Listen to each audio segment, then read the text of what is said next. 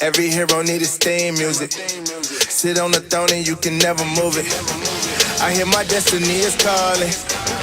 So say hello to the champion.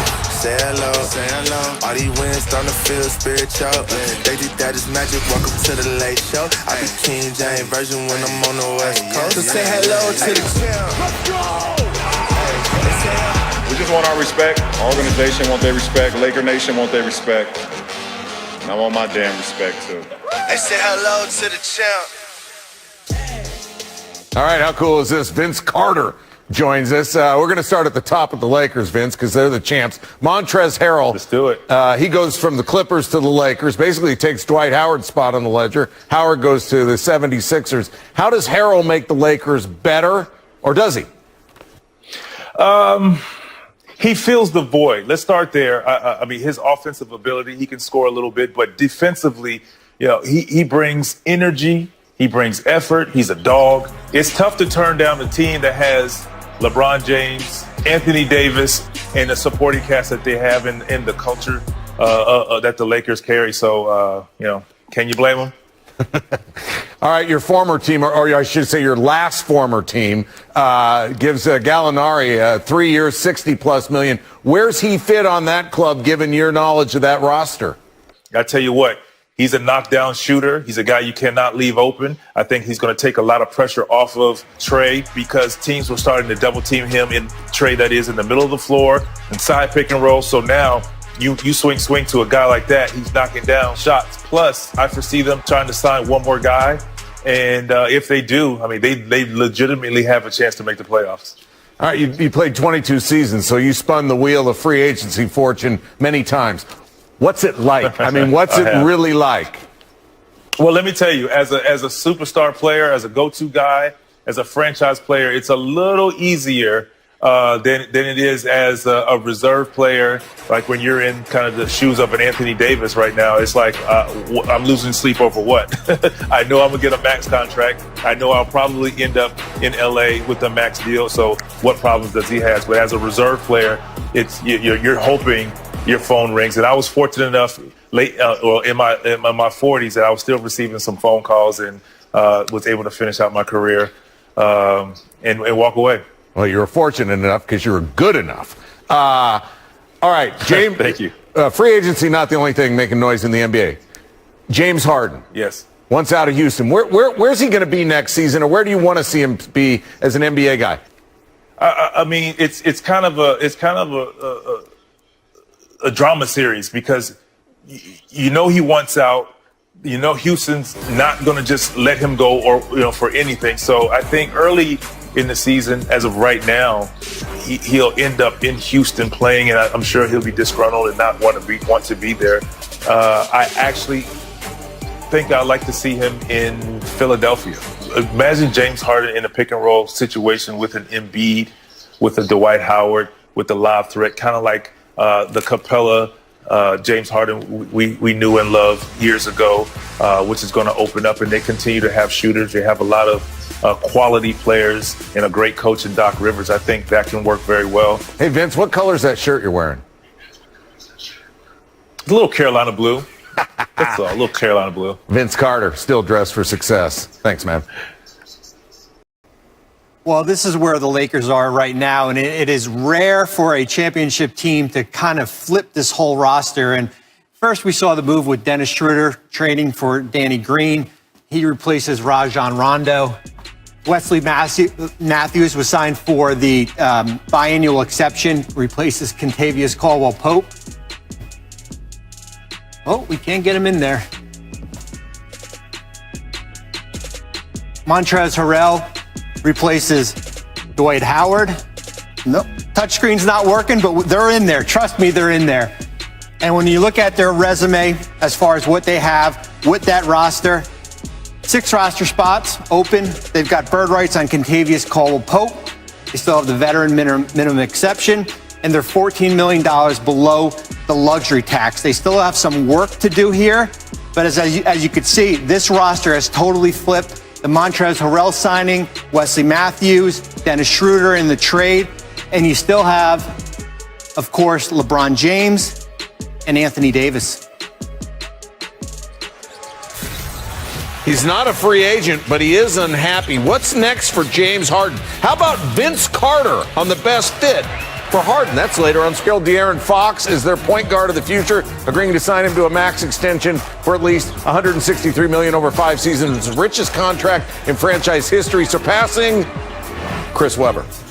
League's reigning sixth man of the year, Montres Harrell, agreed to a 2-year deal with the Lakers, worth $19 million with a player option in year 2. Harrell ranked second in the NBA in scoring off the bench at just over 18 points per game. And Danilo Gallinari cashed in with the Hawks, agreeing to a 3-year, $61.5 million deal. He should help an Atlanta team that shot just 33% from the 3 last season. That was the worst in the NBA.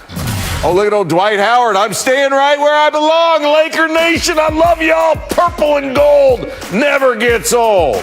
That's how it started. That's what he said. But what did he mean? He shuffled off to Philadelphia before the day was done. We got just the man we need to talk to, Adrian Wojnarowski, joining us now on SportsCenter. So, Adrian, let's start at the top with the Lakers. Even as they won a championship last year, there were lots of questions about the depth and what they do outside of LeBron James and Anthony Davis. They got some answers. They added Dennis Schroeder and now Wesley Matthews and Montrezl Harrell. What's going on with L.A.? Yeah, they certainly had to address that center position once Dwight Howard headed to Philadelphia to play for Doc Rivers and Daryl Morey. And Montrezl Harrell comes from the Clippers, where he was, a very productive player. But they get him at essentially the mid-level exception, at 2 years, $19.5 million with a player option on year 2. And the priority for the Clippers was keeping Marcus Morris, and they're going to do that with a 4-year, $64 million deal, I'm told. So Anthony Davis, no need to worry in L.A.? Yeah, Anthony Davis will be back with the Lakers. He's going to take some time to decide, I'm told, at least through Thanksgiving next week, about how he wants to structure his deal with L.A. And, he certainly has several options in terms of the length. One option for him will be to get his contract lengthwise on par with LeBron James. That would be essentially a 3-year deal with a player option after the 2nd year, and then he and LeBron would be contractually aligned. They obviously share the same agent, Rich Paul. All right, so meanwhile in Boston, Gordon Hayward opted out of his contract with the Celtics, but he may not be leaving. What's going on?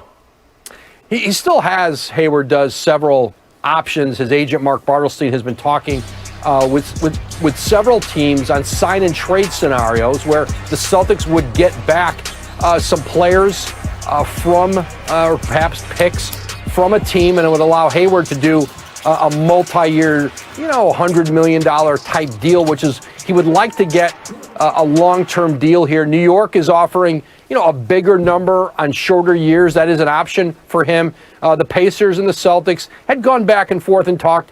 Gordon Hayward is obviously from Indianapolis, played at Butler. That has certainly been a scenario for him. And another scenario that remains there, Stan, is returning to the Celtics. He could re-sign with Boston. And if Boston wanted to trade him in the future, if he wanted to move on, it's a lot easier to do that down the road with Gordon Hayward if he's under contract. The Hawks add some shooting with Danilo Gallinari, 3 years, $61.5 million. What are they thinking when it comes to roster building? Well, they have a very talented young core Travis Schlenk has built in Atlanta, led by Trae Young, certainly. But they're a team that wanted to start to compete to get into playoffs. And you don't do that with young players. You do it with accomplished veterans like Gallinari. 3 years, $61.5 million for Gallo. The most ever for a player over 30 who's never played in an All-Star game. That's an interesting fact on that deal. But he is a guy who can score the ball all over the floor. And I don't think the Hawks are done. They have more cap space. There's some more veteran players out there that they would like to add. They want a team that's going to compete a little closer to that 8th seed in the Eastern Conference.